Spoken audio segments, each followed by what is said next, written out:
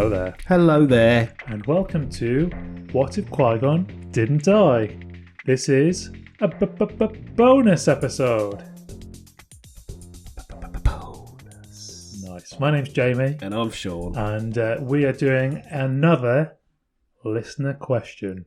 Question time. We like with this. The Jamie and the Shaun. I like this. I like doing the listener questions. It gives us something different that we wouldn't have thought about before. Yeah, it's good. I think the downside to the listener questions is sometimes they ask us stuff that we might need to research a tiny bit.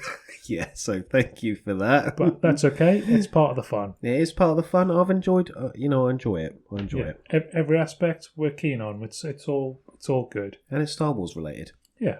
Which we're very happy about. Always happy about a bit of Star Wars. Oh, yeah.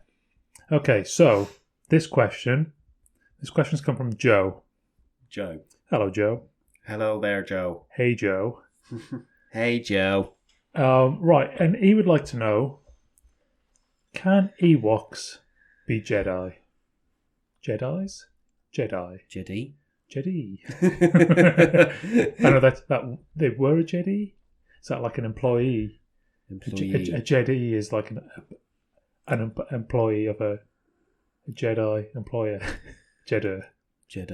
Anyway. Jeddah Gorge. My simple answer to this is yes. Thank you for listening to the podcast. Yeah, all right. See you next time. Be good, stay out the sand. Sorry, Joe. I actually think that they could be. Okay. Think of the Wookiees, right? Obviously now. You got Ewoks and Wookiees. Wookiees are a little bit more non-tribalistic because they're involved in the galactic sort of... Yeah, they've got a voice, haven't they?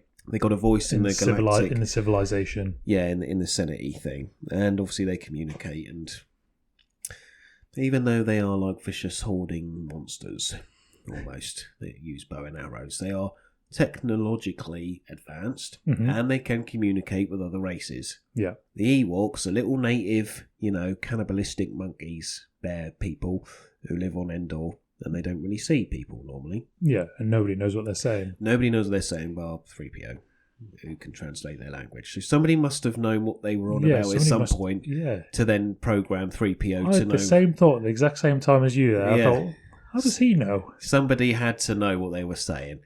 It's Attenborough or something. He's gone there and figured it all out. But a Wookiee can be a Jedi, as we've seen in canon Disney Plus stuff. Right? And I think there's a couple of books as well where a Wookiee... Okay. I don't remember seeing a Jedi Wookiee, but it makes sense. I think it's in one of the Clone Wars episodes or something like that. That sounds powerful, doesn't it? A Wookiee. Yeah, imagine, because obviously he's a youngling there. Imagine when he's all grown up. A youngling Wookiee. Yeah. Oh, that'd be special. Yeah. Cute. Yeah, he is a little cute. But then when he grows up, he ain't going to be that cute. No. And some of those Wookiees are bad. Beastie boys, yeah. Yeah. So, if they can do it, because the Force imbues all living things. Yes, any living organism. Yeah. Ewoks are living organisms. Mm-hmm. They obviously might not know that it's the Force. They might not know how to use it. Maybe stuff... It's a bit like... Do you remember the first Harry Potter book? Mm-hmm. When he had his hair cut and he thought he looked like a little tit. That it would grow back overnight. Yeah. And it was just like one of those, why is my hair growing back so quick? What's the matter? Oh, I felt really embarrassed yesterday. Now I don't have to. Yeah. If they could use the Force, I reckon it'd be a bit like that. Do you think it's just because they can't communicate? So those people who know how to use the Force, so you get the younglings, and they've got a midichlorian count, and they've done something that's a bit funny, like Harry Potter and the snake with the glass. Yeah. By accident, something happens. So somebody picks up on it, and then they teach them, and that's how they become Jedi. Yeah. With the Ewoks, apart from the fact that nobody sees them. Yeah. If one of them displayed some sort of showing of untapped power, could it be possible that if somebody was to say, right, I can communicate with you, yes, do you think that's all it is? It's just a communication thing, then I can show you how to do it. Yeah, I think so. They're tribalistic ways, if that's the right terminology. would mean that they would just revere, because look how they acted when Luke made 3PO float. Oh yeah, it would be a bit like that. They'd revere him. They'd be like, oh, he's actually a sage or a mage or something. Yeah, and they probably honour him as like this. He'd be the one in the stripy jumpsuit. That's him, isn't it? Yeah. So the shaman, yeah. But if somebody could then communicate with them and say, why didn't you come with us? And we'll teach you how to use your powers. Mm-hmm. Then he'd go, all right, then I'll go away. Bye, everybody. And they all go, yeah, see you later. In their own little Ewok language. Yeah. And then he goes off to the temple and he needs to have that little communicator chip put in. Yeah. Because that's how they know all the aliens are talking about, don't they? Yeah, it's not because Han doesn't know all the aliens' languages. He's got a little chip, or is that Star Trek where they have the little chip put in? I don't know. I don't know if I've heard of a chip, but it kind of makes sense that they've got some sort of translator. Yeah, in their head. Although that said, if they've got translator chips, they don't need 3PO. What's 3PO there for? Yeah, well, maybe it's only certain languages that are part of the. Maybe because 3PO can also talk to other droids and machines. Yeah, that's why Owen and Ewoks, and that's why Owen hires him in the first place. Yeah, is to talk to the moisture machines, not to translate. That's right. Yeah, and like talk to ships and stuff. Like, oh, can you find this on the ship? Yeah, I'll just have a little chat with it. Bibbidi bob. So I reckon, it would be a bit funny to see an Ewok because it's so fluffy and small. Fluffy, small, native, horrible. Like it would meet all the other youngling kids and it might be like, oh, I don't like the look of these. Where am I? I'm from a jungle and I'm suddenly in a city. And it would be like an episode of, I don't know, Spider-Man or something. Just where too jarring, I suppose. Yeah, that poor Ewok would struggle with the culture shift, I suppose. And giving it a little lightsaber when it's used to like bow and arrow.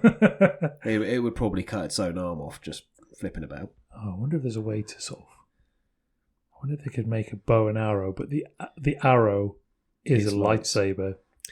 You need to watch Bad Batch.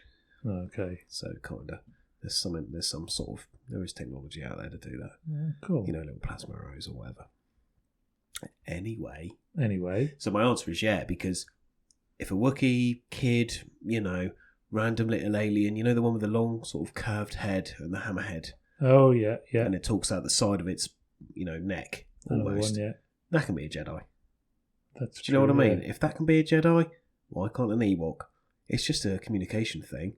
But we view Ewoks as little tribal, they'll eat you in the night. They've eaten all them stormtroopers because they're evil, but that's only because they are native little boys and girls. They're Peter Pan's lost boys, aren't they? Yeah, I think you're right. I think that they have to be able to be. Yeah, it would just be very, like you said before, be very jarring to us to see something be like that. I think it'd be more jarring for the Ewok than for us. Yeah. Well, imagine. Well, yeah, and to watch it. That's what I mean. If they made a little 20-minute TV show about it, it'd be really weird watching this Ewok try and chew off his master's hand. And he's like, no, you can't eat me.